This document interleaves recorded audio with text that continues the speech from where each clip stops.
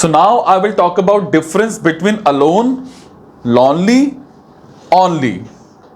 Alone means by yourself. There is nobody else with you. For example, I like to take long walks alone so that I have time to think. He got up and left the restaurant, leaving me alone at the table. Lonely means feeling sad and isolated. It's a negative emotion.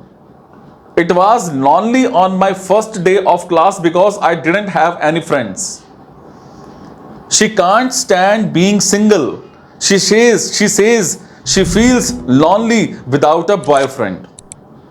And only means just one and can be used with people, objects or actions.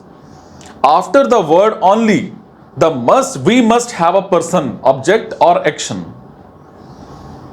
Dana was the only student who understood today's English lesson. I have only one pair of sunglasses. I didn't have a lot of money, so I only bought this t-shirt. Is it?